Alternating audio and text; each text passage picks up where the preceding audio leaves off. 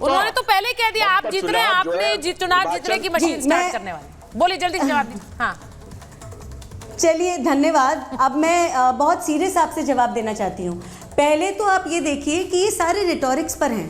मैं स्पष्ट पूछूंगी, जब one nation one election Nehru ji चलवाते थे, नेहरू जी के अंडर होता था, तब संविधान खतरे में नहीं था। अब आपको हर बात पे संविधान खतरे में बोलने के अलावा कुछ बोलना याद नहीं आता। अच्छा, दूसरी बात आप ये कहते हैं कि चुनाव भाजपा ही जीतेगी। एक मिनट सुचारिता जी, मैं काम अजय जी ऐसे मत करिए, एक एक करके बात करेंगे। Ajay ji I didn't let her speak when you were speaking. Ajay ji इस तरह से नहीं होता है। क्या हो गया जी? बोलिए चारू जी, बोलिए। क्या हो गया जी? नेहरू जी नहीं करवाते थे वन नेशन वन इलेक्शन, तब तो आपका संविधान खतरे में नहीं था। संविधान खतरे में डाला इंदिरा जी ने, बार बार 356 लगा के। अब मैं बोल सकती हूँ प्लीज सुचारिता जी को कंट्रोल करिए। मैं एक और बात इनको बताना चाहती हूँ जी। जब ये कहते हैं कि वन नेशन वन इलेक्शन में केवल भारतीय जनता पार्टी ही हर चुनाव जीतेगी, मुझे बताइए आंध्र प्रदेश में किसने चुनाव जीता? आंध्र प्रदेश के चुनाव हमेशा लोकसभा चुनाव के साथ होते हैं। किसकी सरकार है? अच्छा, इस बार उड़ीसा में भारतीय जनता पार्टी की सरकार बनी है, लेकिन दशकों से किस पार्टी की सरकार बनती आई है उड़ीसा में?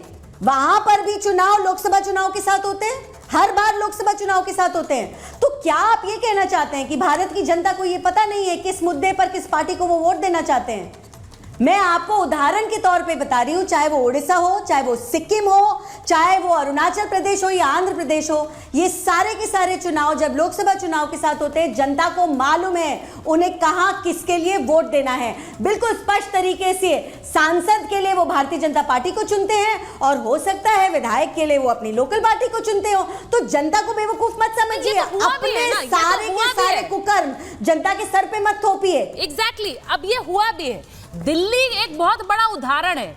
अगर मेरे मेहमान ये बात सुन रहे हैं, मेरे दर्शक जानते हैं, दिल्ली एक बहुत बड़ा उदाहरण है। दिल्ली में सांसद जब भी चुनने की बारी आई है पिछले चुनावों में, तो उन्होंने बीजेपी को चुना है, लेकिन जब सरकार बनाने की बारी आई है दिल्ली के राज्य सरकार में सरकार बनाने की, तो उन्होंने आम आदमी पार्टी को चुना है। तो ऐसा तो नहीं है कि इससे चुनाव प्रभावित हो रहे हैं। भाटी जी, मैं एक बार एक खबर बता देती हूँ, आप जिस पर आपत्ति दर्ज करा रहे थे वो बयान आपको सुनवा देती हूँ। वन नेशन वन इलेक्शन पर सपा के विधायक रविदास मेहरोत्रा का बयान आया है। लोकसभा और विधानसभा चुनाव साथ में, कह रहे हैं लोकसभा और विधानसभा के चुनाव साथ में हो, केंद्र सरकार इस पर एक सर्वदलीय बैठक बुलाए और सबके साथ मिलकर फैसला ले।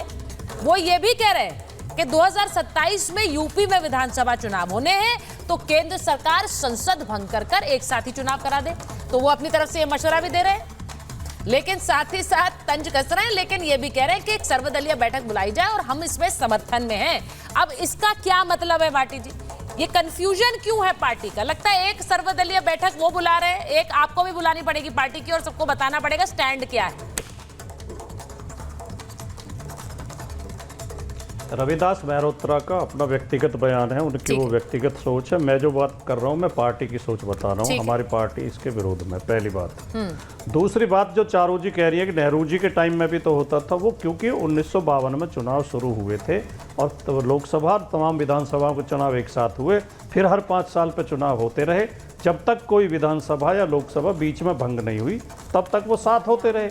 ऐसा कोई कानून नहीं था, ऐसा कोई नियम नहीं था कि एक साथ ही कराए जाएंगे। और अगर कोई विधानसभा या लोकसभा बीच में भंग हो जाएगी तो उसे स्थगित रखा जाएगा। ये स्थगन जो है इसे गंभीरता से समझने की जरूरत है। केवल बहस के लिए नहीं, केवल अपना पक्ष रखना है, ये उतने दिन के लिए लोकतंत्र का स्थगन होगा। लोगों को उनके हक से वंचित करना पड़ेगा।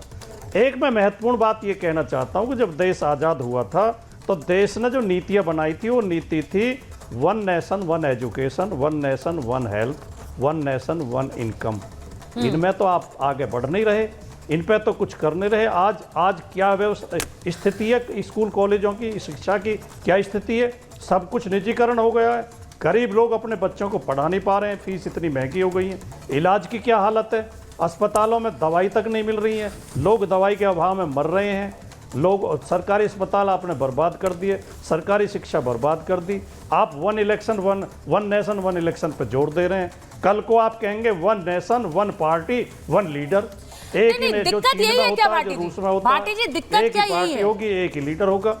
ये धीरे धीरे भाटी जी मुझे एक बात बताइए, वन नेशन मैं वन सारी इलेक्शन अगर इस दिक्कत बता रहा देश हूं, में मैं सारी होता है दिक्कत बता रहा हूं। तो आपने उससे- 3-4 बार हाँ। कहा है, आपने सुचरिता जी बोलिए 3-4 बार ये दोहराया आपने हाँ। कि 29 तक विधानसभा चलेगी उत्तर प्रदेश की, योगी जी मुख्यमंत्री सर ये रहेंगे। बहुत से क्या ये राज्यों में लोकतंत्र होगा, हित में बहुत से होगा? राज्यों में मैं करना इसलिए पड़ेगा, नहीं कह या रहा तो कि हम कर्टेल उत्तर करना प्रदेश- पड़ेगा या बढ़ाना पड़ेगा, ये बहुत राज्यों में होगा। मैंने यूपी का इसलिए कहा क्योंकि आप तो यूपी वो से जो आते हैं। करना पड़ेगा, वो जो आप कह रही है करना पड़ेगा, हाँ। जो आप कह रही है करना पड़ेगा, वो जी। लोकतंत्र विरोधी होगा, वो लोकतंत्र के नुकसान में होगा, वो लोकतंत्र का अहित होगा। ठीक है, अगर कोई भी लोग ये चाहते हैं कि लोकतंत्र की कोई वैल्यू नहीं है, डेमोक्रेसी की कोई वैल्यू नहीं है देश में, जो मोदी जी कहते सर हैं वो देखिए सही, मेरा तो ये फिर तो आपकी मानना मर्जी है, मेरा ये लेकिन हम मानना है जो कि जब तर्क रख रहे हैं, 370 हटा था तब भी ये बात कही गई कि ये अलोकतांत्रिक है। 370 कैसे हटा दिया, ये नहीं कर सकती थी ये सरकार। लेकिन मुझे ऐसा लगता है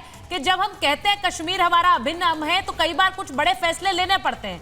आज अगर हम कुछ फायदे देख रहे हैं वन नेशन वन इलेक्शन के, जिसमें बहुत बड़ा एक कारण पैसे का बचत है, बहुत बड़ा कारण है पैसे की बचत। बार बार चुनाव कराना, बार बार उसमें बहुत पैसे की फिजूल खर्ची हो रही है इस देश में। अगर मैं इस उसके पे भी- हित में अगर ये वन नेशन वन इलेक्शन आता है, मैं इस पे भी एक टिप्पणी कर देता हूं। और ये भी बता दूं कि कर्टेल कहीं होगा इस तो पे- कहीं बढ़ेगा भी सर।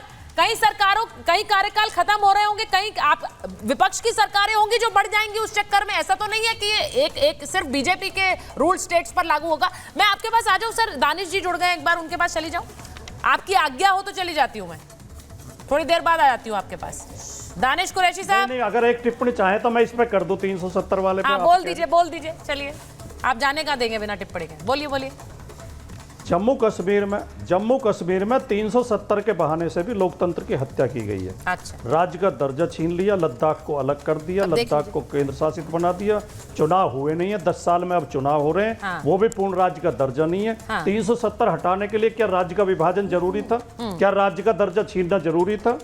और कल को इससे और समस्याएं पैदा होने वाली हैं, कभी विस्तार से चर्चा में मैं बताऊंगा। ठीक है, अभी मैं एक बार क्योंकि दानिश साहब के पास जा रही हूँ। समय नहीं दानिश साहब जरा बताइए, फ्रेम उनका उल्टा हो गया थोड़ा सा।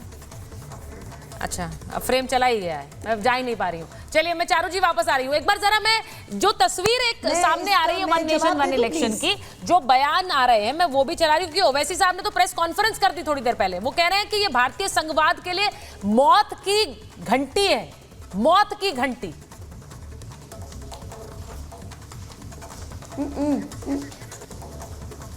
सोचिए, और वो ये भी कह रहे हैं कि ये संघीय ढांचे पर सबसे बड़ी चोट होगी। तो अब मेरा सवाल ये है कि संघीय ढांचे पर चोट उन्होंने इसी वजह से बताया। दानिश जी आ गए लगता है, दिखा दीजिए दानिश जी को। दानिश जी, संघीय ढांचे, आपके नेता ने तो प्रेस कॉन्फ्रेंस कर दी है, वो इतना खिलाफ है वन नेशन वन इलेक्शन के। बिल्कुल, देखिए जो भी संविधान के पक्ष में है वो यकीनन इस वन नेशन वन इलेक्शन के मुखालिफ होंगे ही, इसमें कोई दो राय नहीं है। और दूसरे तरीके से अगर बात की जाए तो जिस तरीके से सरकार का रिव्यू आ रहा है कि तमाम पक्षों को उसमें लिया जाएगा विश्वास में, तो ये तो सिरे से मामला खारिज हो चुका। क्योंकि देखिए ओवैसी साहब बोल चुके, दूसरी जो पार्टियां पैनलिस्ट जो बैठे हैं उनके अलग अलग प्रवक्ता बोल चुके। इसका मतलब तो सीधा साफ है कि वो जो कहने की कोशिश कर रहे हैं वो तो शायद बेवकूफ बनाने की बात है। अब रह गई बात विरोध करने की, तो कानूनी विरोध करना और राजनीतिक विरोध करना दो तरीके के विरोध रहेंगे। एक जो संविधान के पक्ष में जो तमाम विपक्ष खड़ा है, मोदी जी की जो पॉलिसी है वन नेशन वन इलेक्शन के मुखालिफ वो लोग हैं। एक तरफ वो लोग हैं जो अपने राजनीतिक मफाद के लिए वन नेशन वन इलेक्शन की बात कर रहे हैं। तो मुझे लगता है कि देश का जो संविधान है वो सबसे ऊपर है, आपकी सोच सबसे ऊपर नहीं हो सकती।